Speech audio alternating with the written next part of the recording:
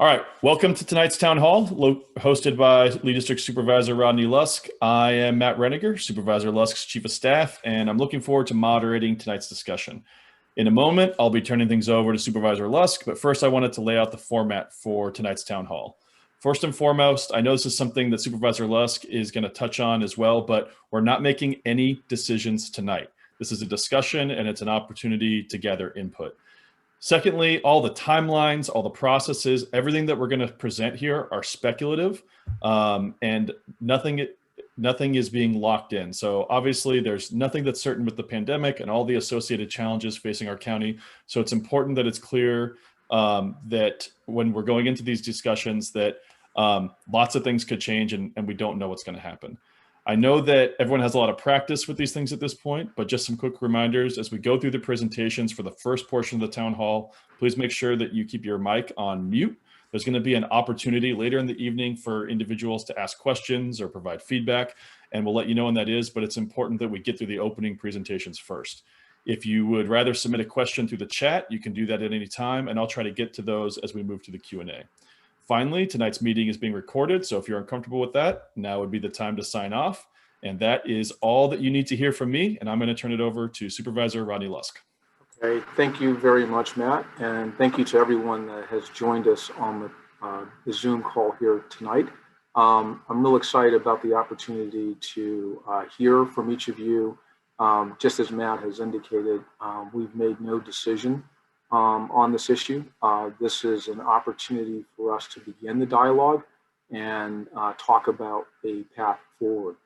What I'd like to say is a couple of things. One is this issue I started thinking about when I was running back in 2019 for Lee District Supervisor, and I reached out to the folks at the Virginia Room, which is the kind of the repository for all things Fairfax County, and asked them if they could share some information with us on the naming of Lee District. So what we're going to have is there's an archivist from the Virginia Room that we're going to add to this meeting a bit later, so like around 7:10 or so. They'll share with us kind of the background and the information that they have within that Virginia Room with regard to the naming of the district. Now, say there's a bit of ambiguity around it, so that's why I'm kind of setting this up. Second, I want to note that the Board of Supervisors has undertaken a review of pretty much all of our kind of public facilities or statues or monuments with an eye to looking at those that might have kind of a Confederate connection. And we've been trying to make some decisions around kind of what we should be doing with those assets. And the name of this district is arguably named after Robert E. Lee, so it's in that inventory. So we have, as best as I can say here, an opportunity, if this is what the community is so inclined to do, to consider this renaming. I made some comments at the Board of Supervisors meeting that I don't know if you guys have seen, but there's a short clip where I basically make the point that there's a perception that this district is named after Robert E. Lee. Lee High School, Lee Rec Center were both named after Robert E. Lee, and I think from the emails and a number of the calls that I've received, there are a number of folks who also believe that to be the case. So I think it's important, and I think for those on this call, you are probably aware of this, but I am the first African-American male to serve on the Fairfax County Board of Supervisors, and to me, this is an important issue that we need to kind of discuss and come to some conclusion on. So again, we would anticipate having a series of conversations. This is the first. We will make no decision tonight. We will make no decision for a while. My thought is we would potentially connect this decision on the name to the reapportionment that's going to be starting in Fairfax County once the census sends over our data on our new population numbers for Fairfax. And what happens every 10 years is they do a redrawing of the magisterial districts based on their size, because let's be honest, some of them have grown larger than others, and you want to have the magisterial districts be pretty much equal in size across Fairfax County. So when you look at the opportunity to do the redistricting, you also have the opportunity to create a new district, or you have the opportunity to rename an existing one. So we think that process would make sense for us to consider, and that is probably most of the points I want to make at this point with regard to starting the conversation. I'm looking forward to hearing from each of you, and I'd say if you have questions, please feel free to ask those. If you have comments, if there are things you want to share about this opportunity, please feel free to do that. And what Matt has just put up is a potential timeline, so I don't want anyone to get scared here, but what I'm trying to establish is that this could be the framework, this could be the process that we could undertake to kind of consider a name option. So I mentioned in number one, in June, we learned about this study that the board is undertaking for all the Confederate names, properties, monuments, and that includes potentially Lee District. In March, where we are now in step 2, we're doing the initial outreach. We're talking to the community about this process and gathering their feedback. Step 3, which would be from the months of April to August, we would continue to get public input, and we'd have, if folks are inclined, any suggestions on potential alternative names. Step 4, this is where I mentioned the census is going to provide the data from the Census Bureau to the state, Commonwealth of Virginia. Commonwealth of Virginia will then hand that data over to Fairfax County, and then we'll start our reapportionment review process. And then 5, between October and November, the board will consider all the different options for how the different districts can be redrawn. And during that time, I'll continue to get feedback on this potential name change. And then by December, if everything works out, and I think Matt made this disclaimer in his introductory remarks, but there are things that could affect the schedule, but assuming that everything works in accordance to what we've noted here, by December, the board would be taking action on the reapportionment. And in that action, we could also, if again, the community was so inclined, we could have the name change included in that decision. So that is the kind of the rough outline for the steps in the process.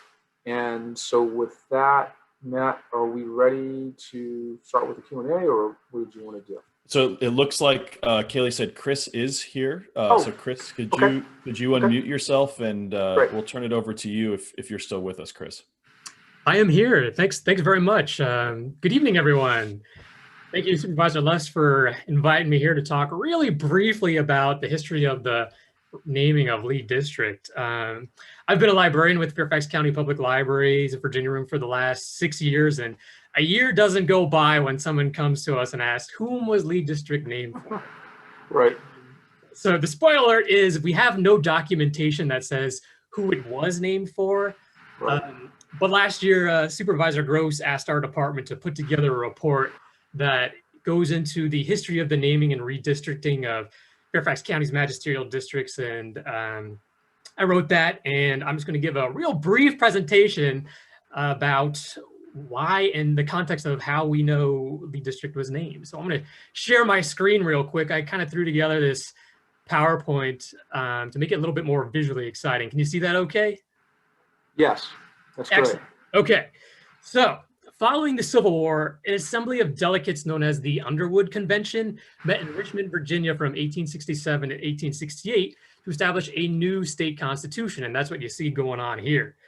The convention approved the new constitution on April 17, 1868, and it was ratified by Virginia voters the following year. The Underwood Constitution required that all Virginia counties establish no less than 3 townships and a board of supervisors as the chief administrative agency. And on April 2nd, 1870, the Virginia General Assembly approved an act to do this and divide the state's counties into townships. Consequently, Virginia Governor Gilbert Walker appointed 5 Fairfax County citizens to do this: O.W. Hunt, John Powell, Walter Powell, Warrington Gillingham, and R.L. Newitt as the commissioners to divide Fairfax County into townships, and they completed this task on April 22nd, 1870. Now, the document you see here in front of you is from the Fairfax County Courthouse. The notary public is saying that those 5 men appeared before him, filing this document that divided the county into 6 townships, and he's basically saying they fulfilled their duties. Those men divided Fairfax County into 6 townships: Centerville, Drainesville, Falls Church, Mount Vernon, Providence, and Lee. And there are no surviving records documenting the name selection process or their discussions, unfortunately. Lee District is down there at the bottom in yellow. So all but Lee District appear to have been named after geographical locations within their districts. So for example, this is speculation, it's not officially documented, but Centerville Township is named for Centerville, the town. Mount Vernon, named after Washington's home. Falls Church, named after the town. Providence, named after the town of Providence, which is today known as the city of Fairfax. It was known as Providence until 1878. And then Drainesville District, likely after the town or Drainesville Tavern, which the tavern is still around. It's owned by the Park Authority, and if you've never been, go check it out. So based on documentation, it's not conclusive as to whom Lee District was named for. The Lee family had a longtime presence in Fairfax County and Virginia prior to the naming of the township. The Lees are one of the earliest families of the area, and there were many members of the Lee family who lived in the county and region before and after Robert E. Lee. And interestingly, Robert E. Lee, by the way, was still alive at the time the county was divided into districts, and he died only several months later. So this is the original document filed at the courthouse that divided the townships. This is the portion here in red up there at the top that describes Lee Township. Again, there's no mention of why it was called Lee Township, and there's not really any clues in the description of the boundaries as to why they might have picked Lee. This is Lee District in 1878, 8 years later. The district itself, interestingly, has kind of shifted over the years. You can see back then Burke and Fairfax Station used to be part of the district. And so this is 8 years after it was redistricted. And there is a Lee living in Lee District. There's an August Lee there that's circled in red there. So next to Lee District was Ravensworth. Ravensworth was an 18th century plantation, which was later owned by the Lee family. And it was located just over the border of Lee District in Falls Church District. So the red line you see there to the left, that's Lee District, and to the right is Falls Church District, and Ravensworth is circled there in red. Now I've heard there's been speculation that Lee District could possibly be named for William Henry Fitzhugh Lee, who was Robert E. Lee's son, and he also served in the Confederate Army. And it's entirely possible. Again, this is all speculation, but it might not be named after him because he did not inherit Ravensworth and he didn't live there until 1874, which was 4 years after the naming of Lee District. But you never know, it's entirely possible. This map is from 1878. It shows him living there, and there's another Lee living next door there, Mildred Lee. Now, the history of Lee Township, it gets a little bit interesting 3 years after it was named. On January 16th, 1873, the Virginia General Assembly enforced an act to redivide Fairfax County again into 3, not more than 4 townships, which was to take effect on July 1st, 1873. The act required Governor Walker to appoint 3 male citizens of the county to carry this out, and he selected John Powell, Walter Powell, and John H. Chichester. The 3 men redivided the county into 3 townships named Stonewall, Lee, and Mount Vernon, and had the redivision recorded in the clerk's office of the Fairfax Courthouse on March 1st, 1873, and that's the document that you see here. So there were no longer going to be 6 townships, just 3. They decided to keep Lee as a name and Mount Vernon as a name and add Stonewall. And you can see on the document here, Lee Township is underlined, and they went on to describe the township's new boundaries. So again, unfortunately, there are no surviving records documenting their name selection process or their discussions. Why did they pick Stonewall? I mean, there's no documentation, but the boundaries of that district included Bull Run, where Stonewall Jackson saw some action during the Civil War. Could be possible, but we don't know. There's no documentation again. So 30 days after recording this document, the General Assembly amended their original act of January 16th, 1873, calling for a public vote to be taken on the matter of redivision before these new townships were implemented. So if the county voters approved of the redivision of Stonewall, Lee, and Mount Vernon, those would be implemented and take effect on July 1st, 1874. If they voted against it, this would become void and the 6 original townships would remain. So I could never figure out if the vote was ever carried out. The redividing obviously never happened and the creation of the 3 townships were never implemented, but it's an interesting little bit of history there. On November 3rd, 1874, Virginia voters ratified amendments to the original 1870 Underwood Constitution, which eliminated these townships, and instead, each county was to be divided in no less than 3 magisterial districts, which is what we have today. So in place of townships, each county would have a supervisor that they would elect, a constable, an overseer of the poor, and 3 magistrates, all of whom would have 2-year terms. So while they were doing this, Fairfax County decided to retain the original names of the 6 townships for the new magisterial districts, and it's been that way, and it was that way. It remained the original 6 districts for 79 years until the county created a 7th district, Mason District, in 1953. And today, as we all know, there are 9 districts. I'm wrapping up here. The earliest answer my coworkers and I have ever been able to find as to whom Lee District was named for was in a newspaper article 66 years after it was named. In 1936, the Lee District Improvement Association held a history paper contest, and they published the 3rd prize winner's essay in the Herndon News Observer on February 27, 1936, and that's what you see here. 7th grader Elsie Sheeds wrote the 3rd prize winning essay, and everything she wrote about the district history is actually surprisingly accurate 85 years later. So she did a great job writing this.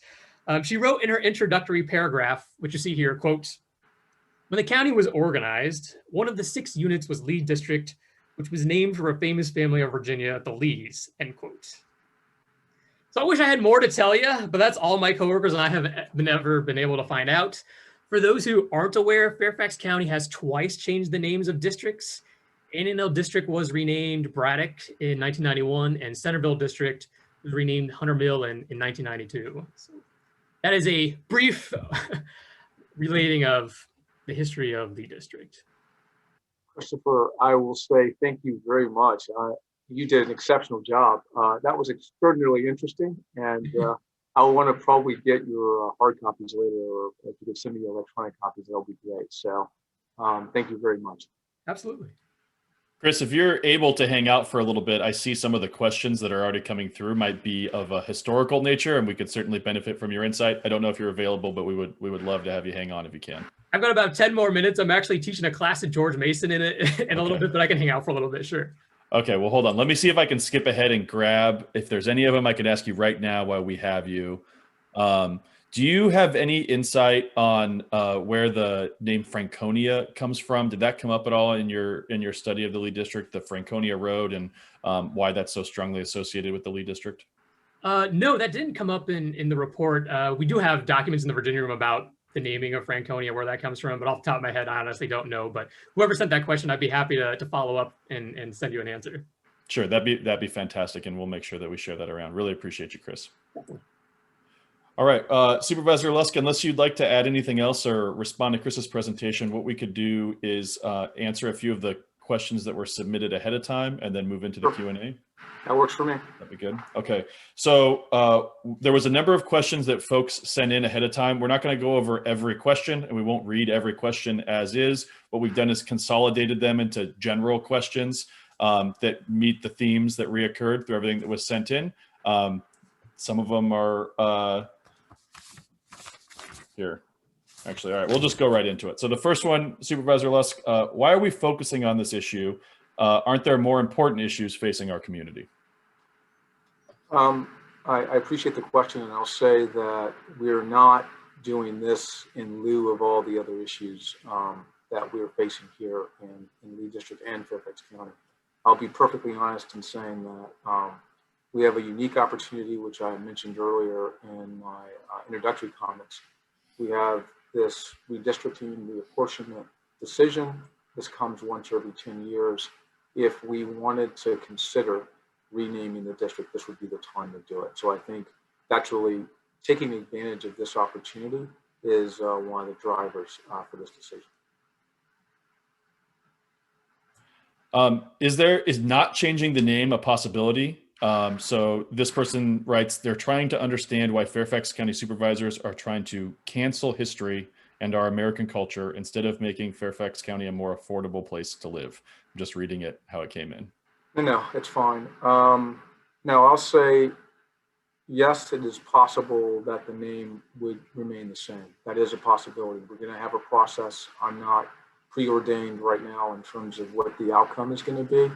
We're introducing this as our first town hall meeting, and we'll have other opportunities for feedback and input. I'll say that we're not going to make a final decision until we've gotten that input and that feedback from the community. So that's going to be very important in the decision making. And then on the question of canceling history, I can't cancel history. History is set and that is done. What I can do is think about the present and how we might affect what happens in the future. So this is my interest, this is my motivation, and I appreciate the question, but unfortunately I don't have that type of power. Okay, and then just a few more of the questions that we got a lot of submissions around the same question. Sure. Have you thought about the money, time, and effort associated with changing the district's names, the boundaries, the mapping, the zoning, the streets, etc.? Yeah, I mean, the board action that was taken last June has in it a component that includes looking at the costs for these changes. So, of course, we're going to have to be cognizant of what it might cost to, remove a statue, remove a marker, remove a street sign, and change a district name if we were to do that here in Lee. So we will obviously determine what those costs are as a part of that process. And the last one, I want to get these out of the way. A lot of people sent this. I think the same question came in. I think it was part of a mail campaign. So I'm just going to read it. Why are you spending countless hours and funds on a name change for Lee District when your efforts and time should be spent on more taxing items, such as your constituents, revitalizing small businesses due to COVID, and Lee District residents impacted by COVID? Okay. On the countless hours, my office, the supervisor's office, is not spending countless hours on this effort. We have a professional staff in Fairfax County that is working on, defining what these assets are, determining what the costs are. They'll report back to the full board so that we'll all have some insight before we make any additional decisions.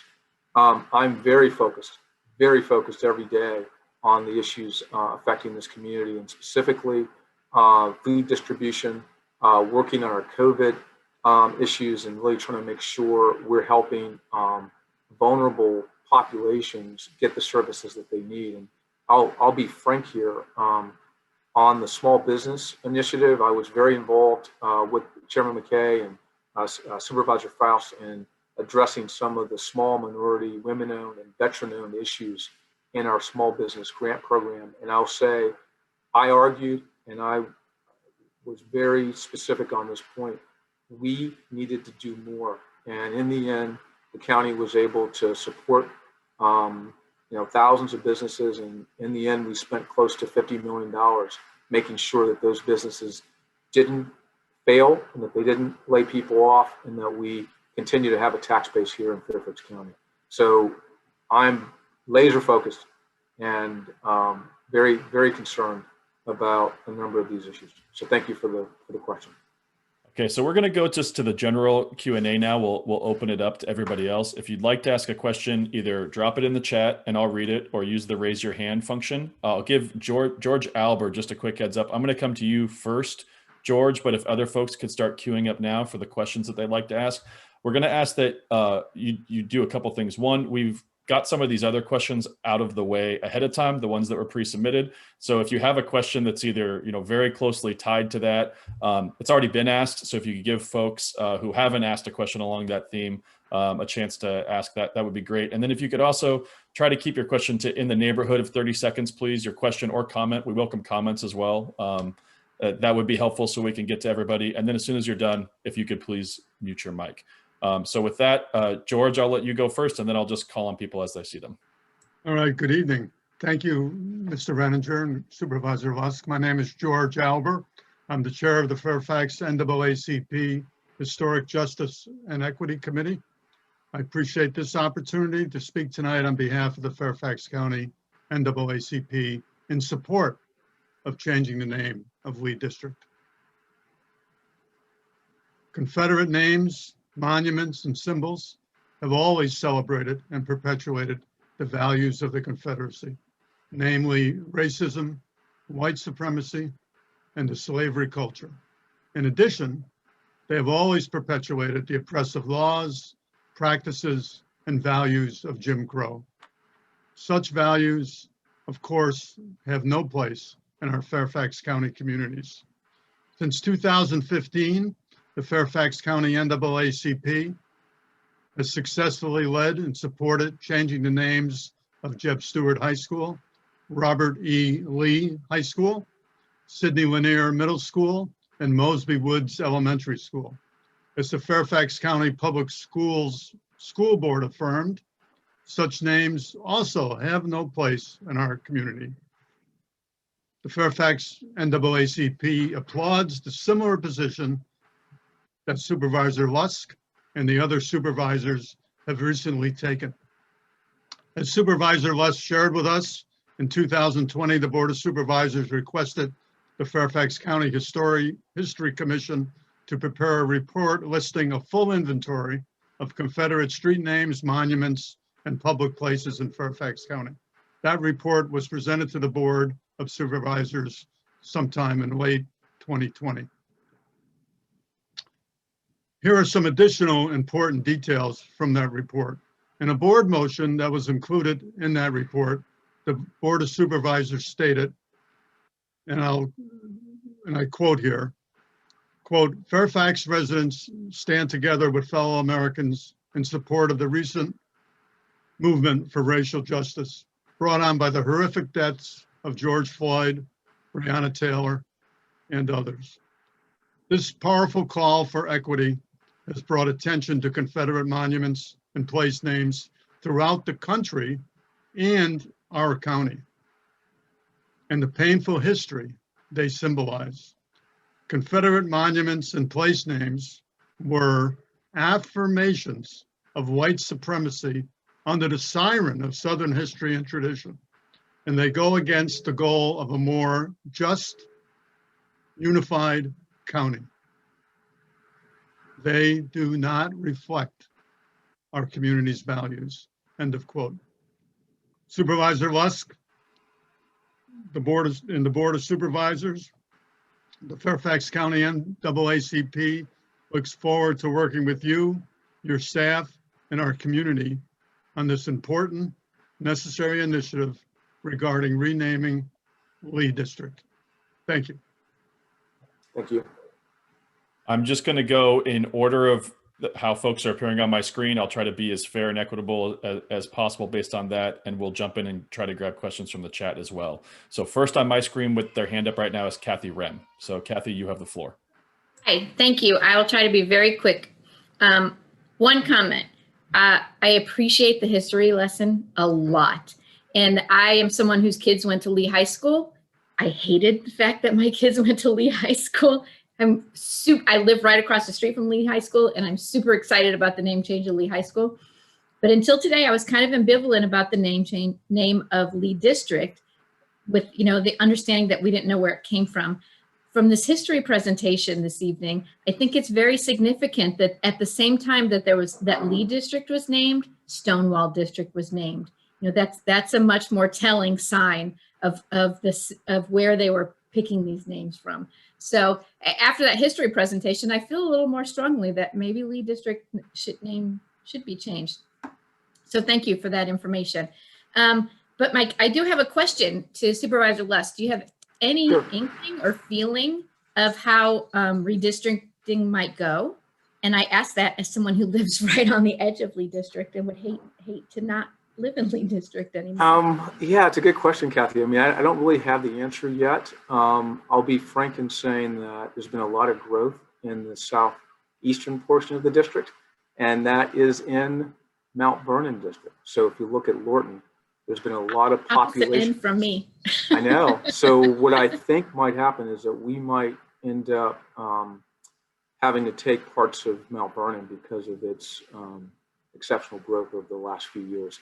But we'll see in the final kind of options that come forward. I was thinking at one point that you might get a new district in Lorton, but it's not big enough. It didn't add that many people to have its own standalone yet. So I think we'll keep probably 9 and just reapportion them through the county. So that'll be it'll be decided, I guess, during that process in terms of, do we maybe grow on the north end of, say, Richmond Highway, or do we grow kind of on the south end? So I'm not sure yet where that's going to fall, but stay tuned. I'll be willing to share information as we get it. And those of us over here on the edge are waiting with bated breath. So thank you. Well, and I'd also like to say, I love to see that there's, basically 100 people on here. So I appreciate seeing the community engagement. I love to see it. Thank you. Yes, and thank you for your question. I appreciate it. All right. Next on my screen is Mr. Thomas Sachs. Thomas, you have the floor, sir. Thank you. First off, I want to thank Rodney for organizing this. I've lived in the district for 23 years, and I think renaming makes a lot of sense right now. I believe all, if not all, it's most of the Lee family held slaves.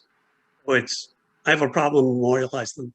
My question is there any way we can tie the Lee district geographic area to an Indian tribe or an Indian village that we might be able to use as a replacement for the Lee name?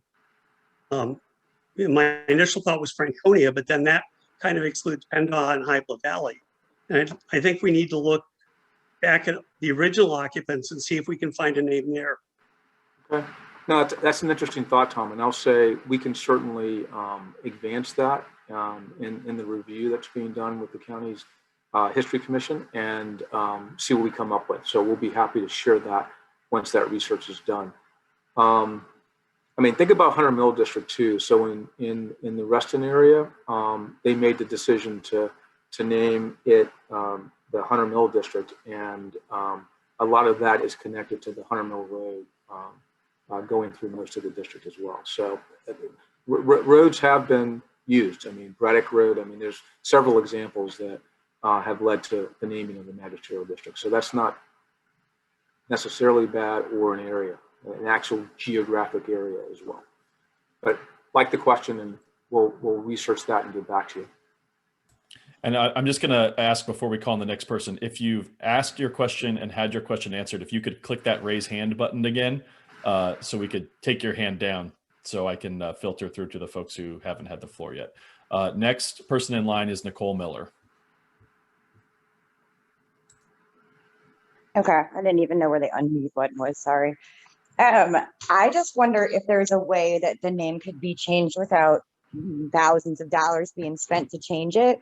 In our district, there are other things that could be more prioritized, like more police officers or more public safety things, that to keep this place as enjoyable as it can be to still live here.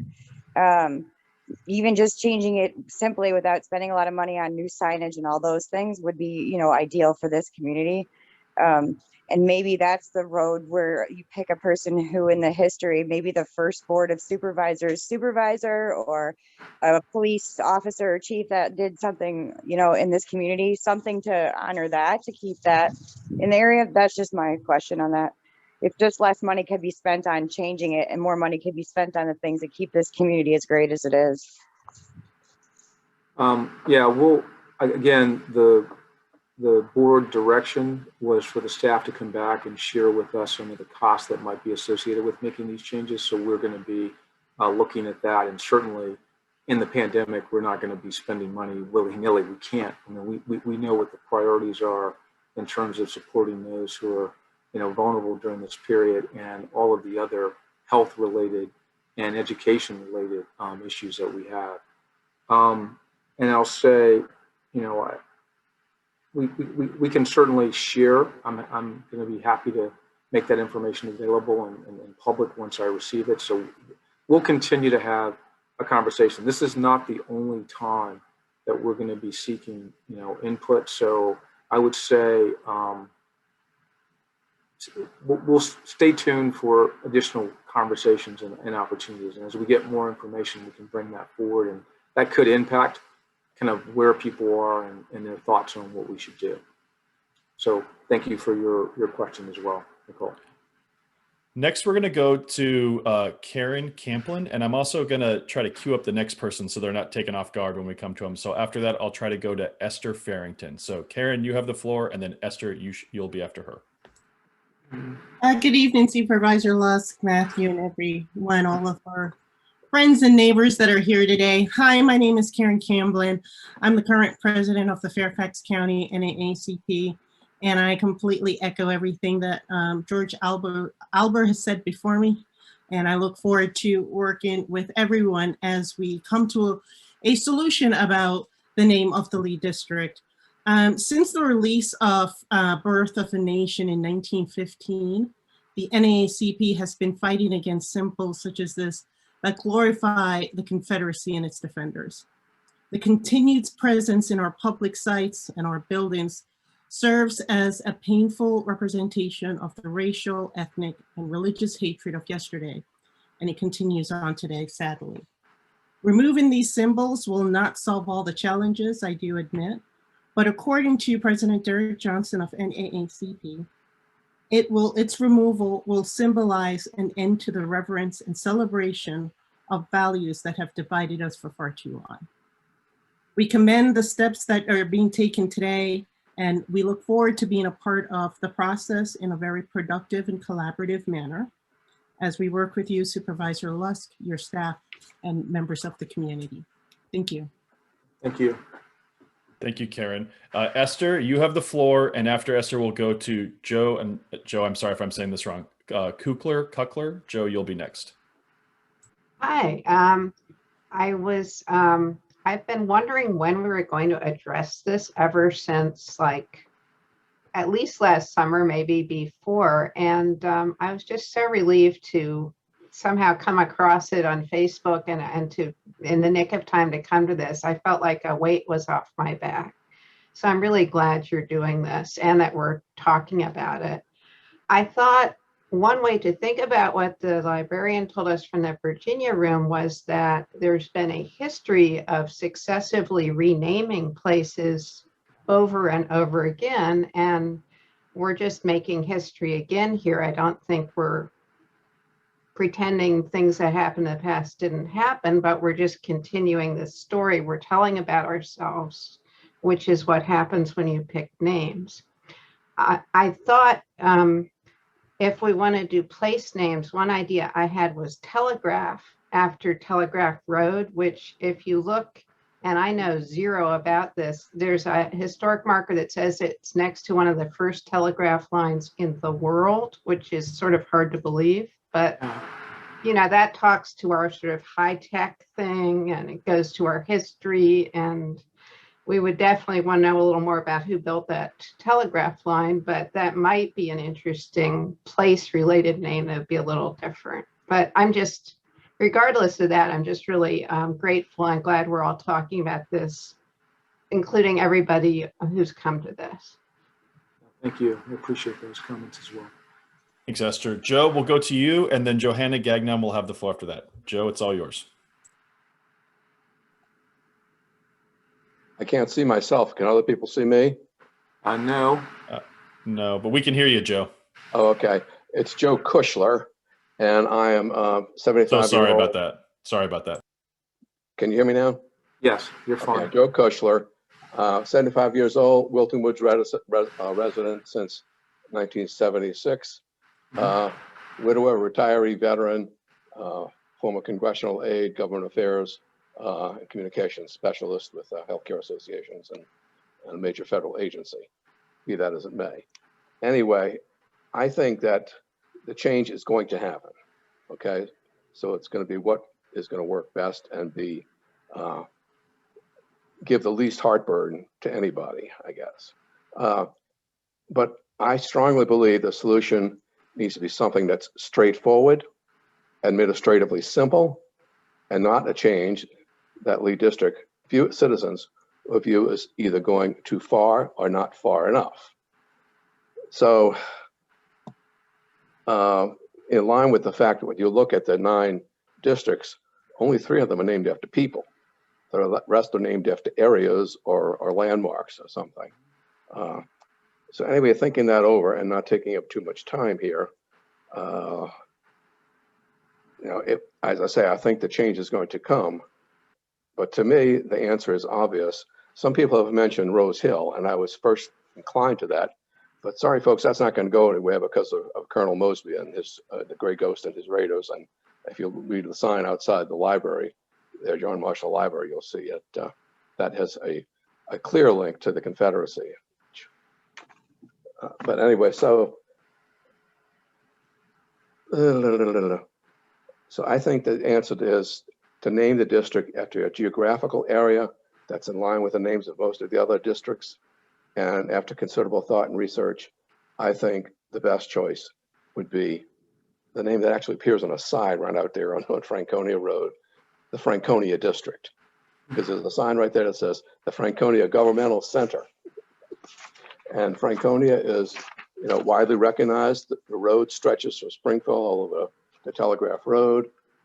There is a historical connection. If you'll just search the name Franconia on Wikipedia, you find that it does go back to a railroad junction. And then the major, awareness of Franconia actually came in the 1950s with all the development after World War II with suburban houses. So anyway, that's kind of my thought on this. That I guess that's pretty much it. I think Franconia really would require the name is already there. Your office, Supervisor Zaflosky, is in the government, the Franconia Governmental Center. Right. Yeah, and I can't see anybody having a problem with Franconia as a name, whereas any other name you come up with, particularly, I don't think naming after people. Sometimes something will be named after a person, and lo and behold, 5, 10, 20 years later say, oh, did you know about that person? They did this. So I'd stay away from that. So I'll let it go. Joe, I'll say Franconia District is probably the best thing to do. It also just, it goes across the county. It's well recognized.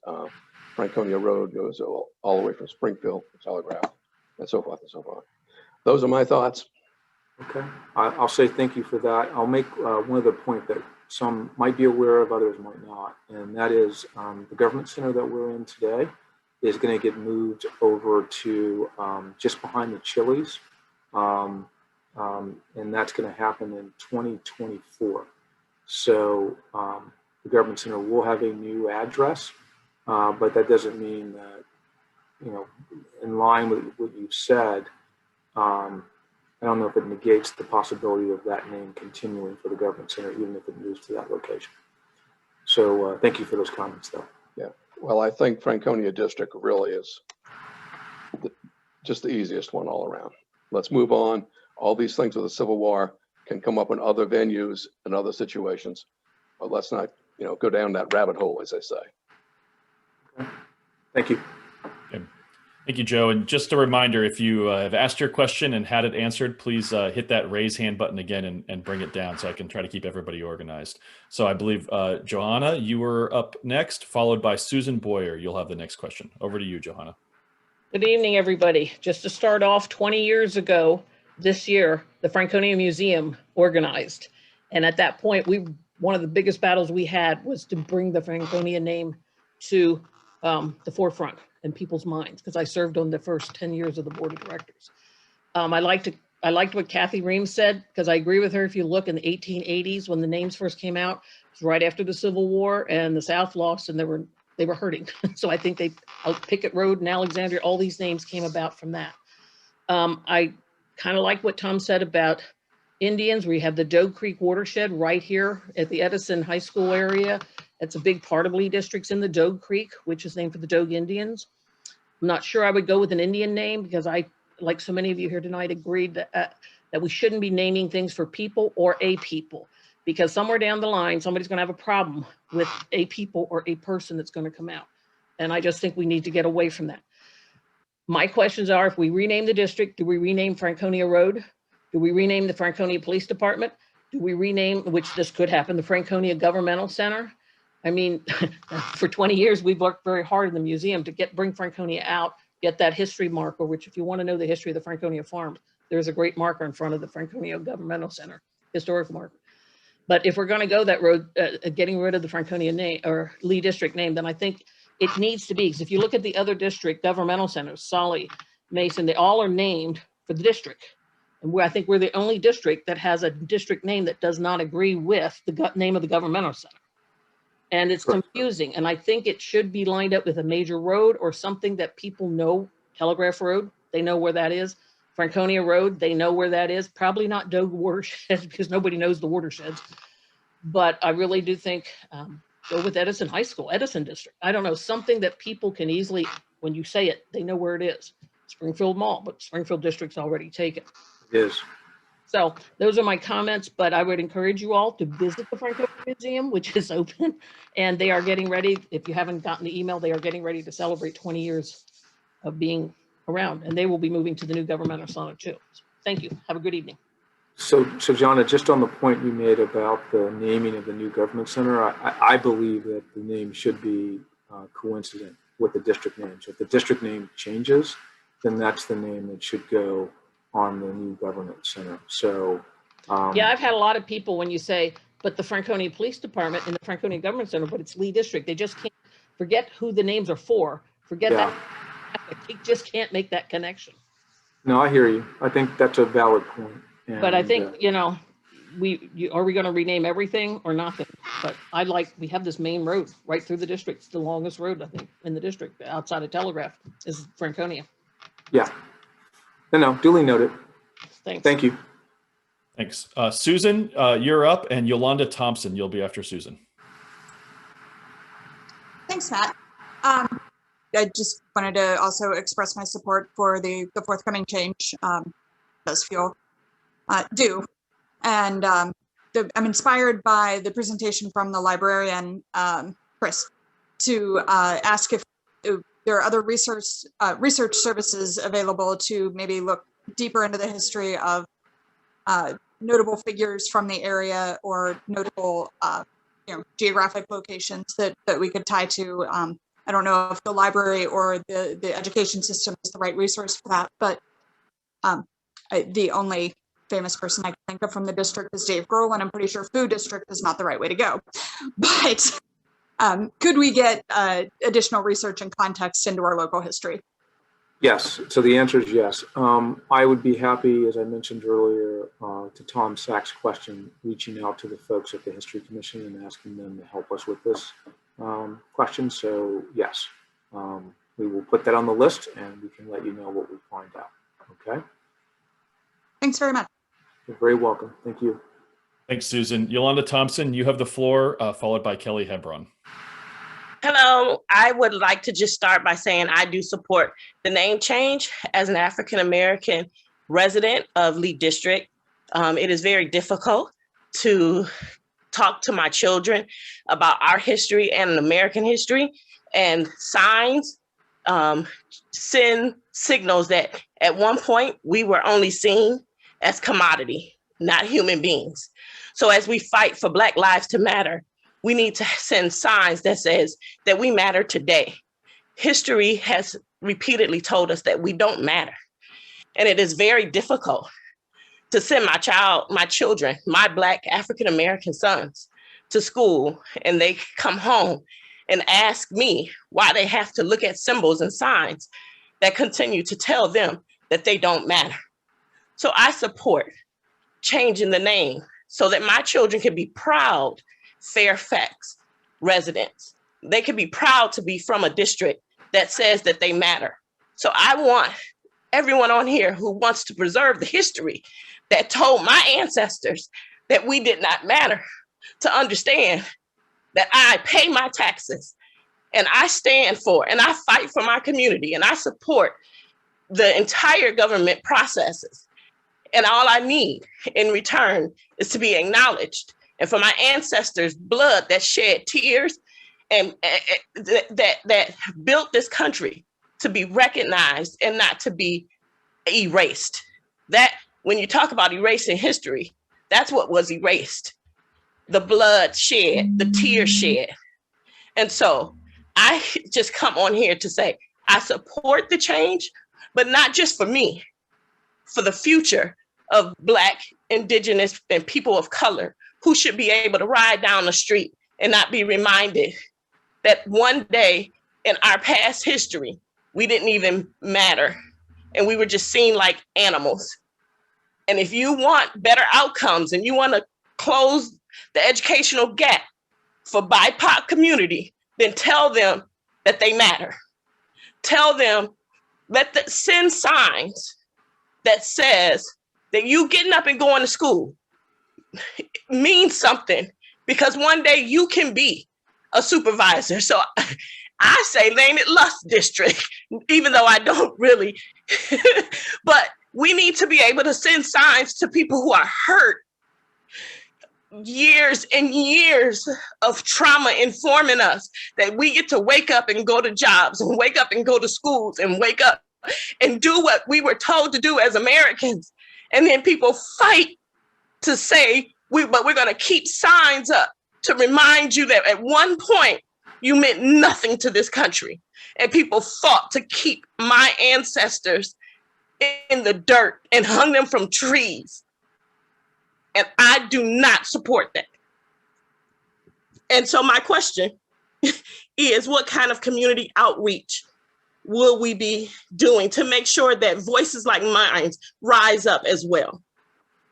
So Yolanda, thank you very much for your comments, and I really appreciate your sentiment here. And I want to say something to you that I really appreciate your passion and your commitment to your community.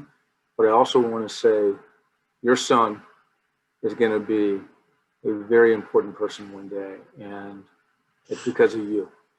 You have been a great role model to him, and you can be proud of what you've done. Don't worry about the things he sees rolling down the street. He knows who he is. He knows what role and opportunities he has, and he knows that there are people who want to support him, okay? So on the process, we're going to have additional meetings.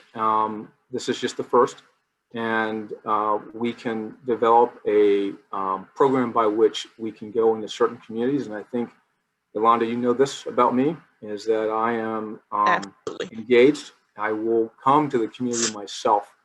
I don't have a problem with that. And we will find a way to make sure we have as many voices, including many of your neighbors, not near Audubon and Harmony Place.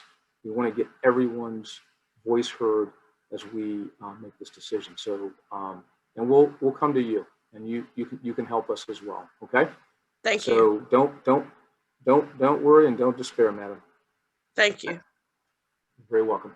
Thank you very much, Yolanda. Kelly Hebron, you have the floor, followed by Neri Wright.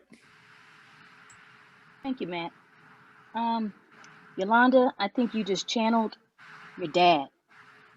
I can so appreciate your testimony. I was ready to walk away and say, drop the mic, whatever, ditto to what you said. You so captured the emotions, the feelings from, oh, you can't see my face? Can you see my face? Yeah, it's a little dark, but it's a little dark. Kelly. Yeah. Okay. But I just want to say, my thought is that I'm Kelly Hebron, and I have the privilege and the honor of, I'm not sure what's happening with the camera, everybody. I'm just going to keep moving. I have the privilege and honor of serving as the chair of Lee Dems, as well as chair of Black Caucus. But I come here tonight as the resident, as a 20-year resident of Lee District.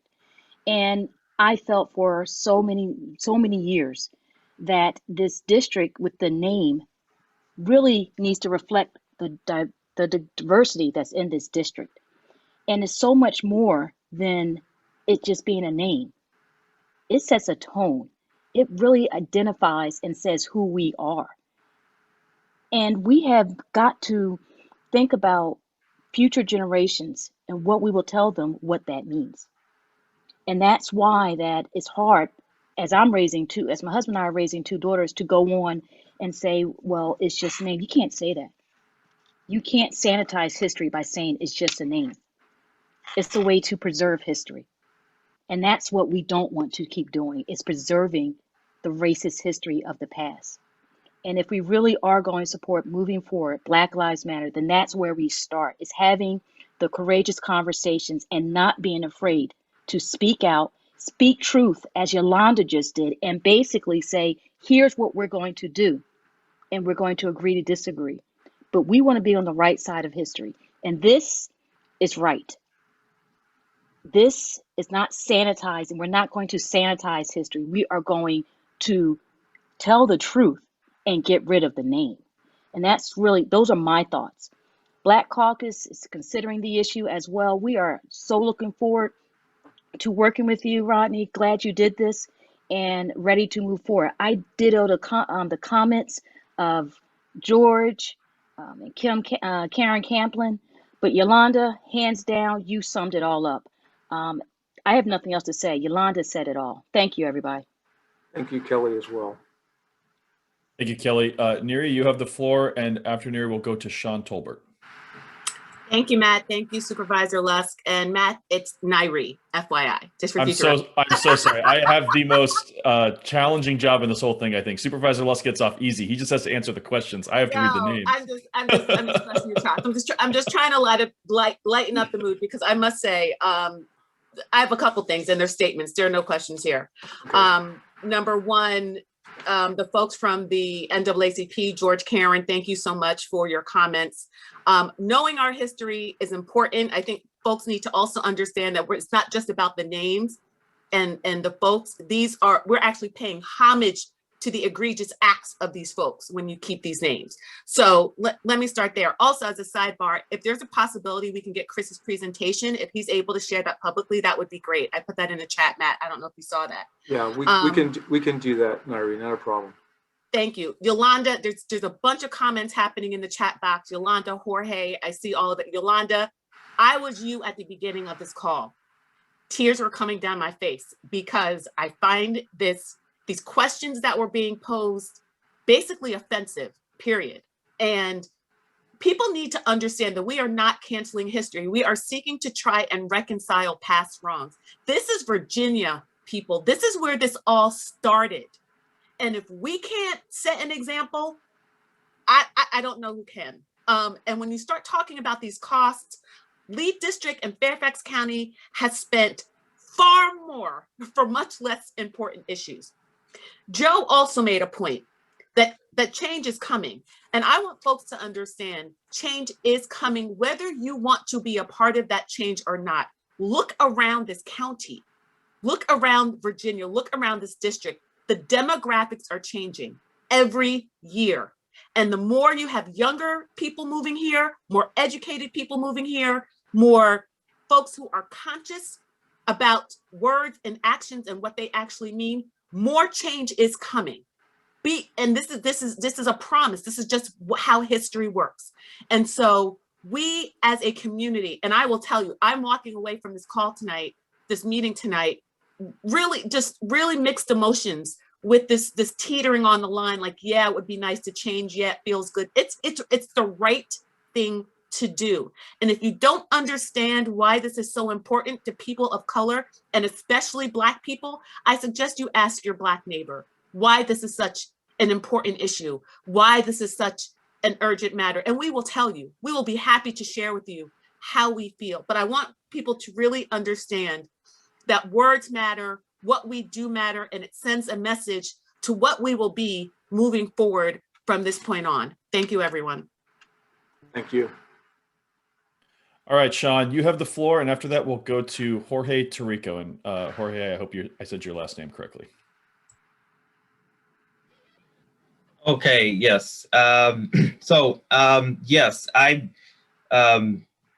pretty much grew up here in Fairfax County. I go to Lee District Rec Center often. Think that, at one point I have to say that Robert E. Lee's name was on the building of Lee District Rec Center. And I have a picture, I have a photograph of it, so I can prove that. But that's just number one. Number two, I do think that the name should change. Franconia is the main road that runs through this entire district. It makes total sense to me that Franconia, and it would most likely, I think, would be the cheapest option. that Franconia would be the name to change it to.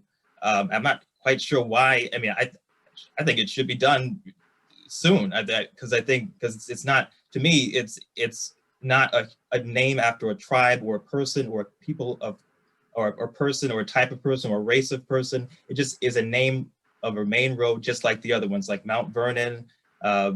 That's named after a region. So Franconia is like a region. Springfield, Groveton, Rose Hill.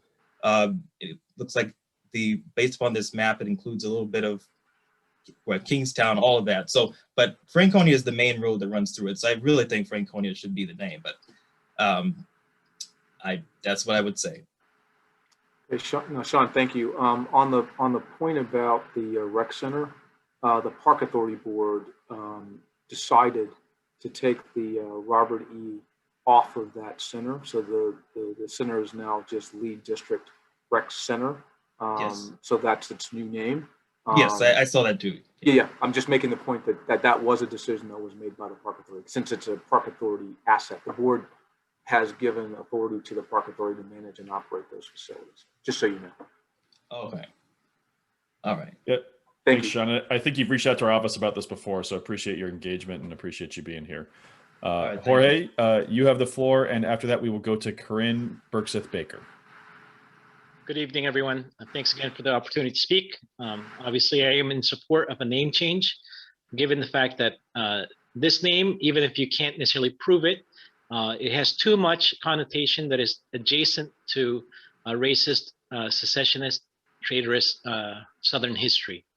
And in terms of costs, as an argument that is used as a straw man against, you know, it's not like you build one road sign and never replace it or never maintain it. That cost is going to be there eventually as well. You have to maintain. Additionally, you know, I would support a name that is more indicative of not just like who was the first settler or the colonial owner or, you know, the Confederate owner of property. You know, some names like Mount Vernon, okay, that's Washington's home. You know, in this area, the Dogie or Dogue Native Americans were around, and we already have some names that are in their language. Not necessarily the name of the people, but in their language. So for example, the Potomac River and the Quantico base are both words from the Dogie, I'm not sure about the pronunciation, but language.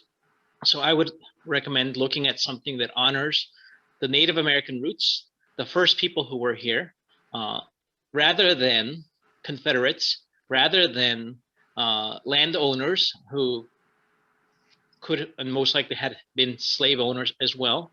And I would recommend that, you know, those charges against, again, fiscal responsibility are hollow, because oftentimes the same proponents of fiscal responsibility are not fiscally responsible in the other matters. Thank you again. Thank you. Thanks, Jorge. Corinne, you have the floor, followed by Justin Brzezinski. Thanks, Matt. Hi, all. I'm Corinne Baker, and I simply would like to say that I also support the education, discussion, and renaming of Lee District and other similar things named for the Confederacy. In my view, it's not a matter of canceling history. In fact, we need to continue learning and interrogating our history, all of it. And considering and acting on the implications for the present and the future. The issue for me is veneration of individuals and structures that were built on maintaining an economic structure where some people owned and exploited other people, and the structure of white supremacy that continues to perpetuate inequities in our society. And just finally, I want to say I really appreciate the comments of folks who have shared the pain that they and others continue to experience. I know that I know that it's draining every day, and then to also have to educate folks that look like me. I know that that's just exhausting, and I appreciate the effort that goes into that. So thank you very much. I appreciate the discussion here today, Supervisor. Thank you very much.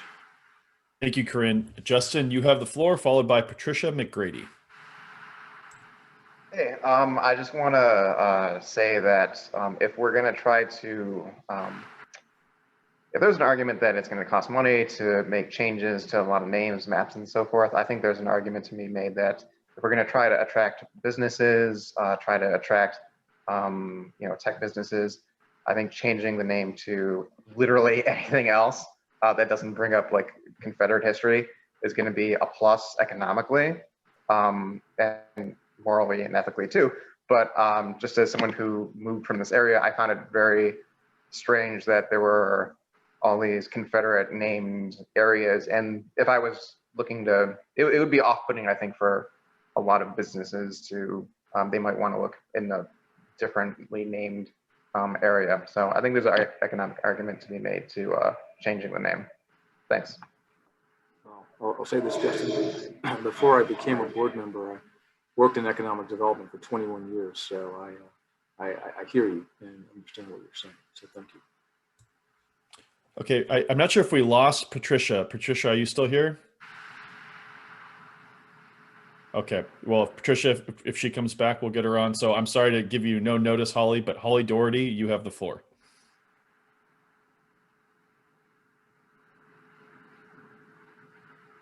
Hey, thanks, Matt. Let me see if I can turn my camera on too, so you can see me. There we go. So I just want to thank Supervisor Lusk for taking this on. I know it's a difficult conversation to start up and really appreciate your willingness to do this. I just have a kind of a general comment. I think one of the challenges we have in Fairfax County is establishing a sense of place. You know, that Fairfax County is so big that it's hard for people to know kind of what community they belong to. I think in a sense, a magisterial district is a community. And I think that renaming can help us establish a sense of community with a place. And I guess my thought is that if we, work with geographic locations, that can help us establish a sense of place and identity, not just for our area, but throughout Fairfax County. I guess kind of one of my pet peeves is, the naming of like schools, which are a major part of the community, that it makes it really difficult to identify where the school is located, what community it's a part of. And so I would just kind of hope that might be part of this general conversation, that as we're looking at that we're thinking about community and establishing a sense of place. So thank you. Thank you very much as well, Holly. Is there anyone else that has their hand up that I have not called on? No. Okay, well, there is a lot of activity in the chat. About 90% of it is love for Yolanda. So it makes it difficult to sort through and find the questions, but we'll definitely find a way to categorize that and get responses back to people, or make sure. Hey, Matt, there's a question from someone's raising their hand, David Elmasi. Okay, I don't see that, but David, if you can hear this, you have the floor, followed by Julie Strandel, because I see Julie just put her hand up. Thank you, and I appreciate whoever tipped them off. About 3 years ago, I brought this issue up to your predecessor, Jeff McKay, and he was very dismissive and very hostile at the meeting. And I'm wondering, now that he is the chairman of the Board of Supervisors, is he going to be an enemy of this project? Is he going to be continuing the status quo, the white supremacy kind of thing? Or do you think that he has changed his mind? I mean, the chairman's been very, very active on One Fairfax and really talking about how we can have more equity across our communities, and recognizing that there are persons and groups that have been disadvantaged over time here in Fairfax County.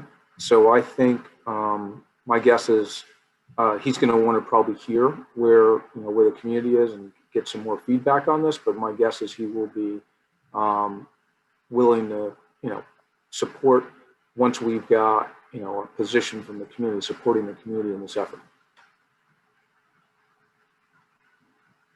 So thanks for that, David, and I'm sorry I didn't see you. I apologize for that. It was not intentional. And also, thank you for the question, though. It was an interesting one. I'll say that one I would have never guessed I would have to answer. So thank you for asking. Yep. Julie, you have the floor. Thank you very much. This has been a great meeting, and I just wanted to share some information. I put it in the chat. So years ago, I walked into a room with a group of colleagues and said that we're going to change the name of Jeb Stuart High School, and the response was not optimistic, and the response was, "Are you going to change Lee District next?" So 6 years later, here you are, and it's taken a while, but this is a great opportunity for the community. I did want to announce something that I'm really excited about. I serve on the planning commission and the nursing district commissioner, and one of the things that was important to me was removing the term grandfathering from the zoning ordinance. That has roots in the in voter suppression and Jim Crow era. Oh, okay.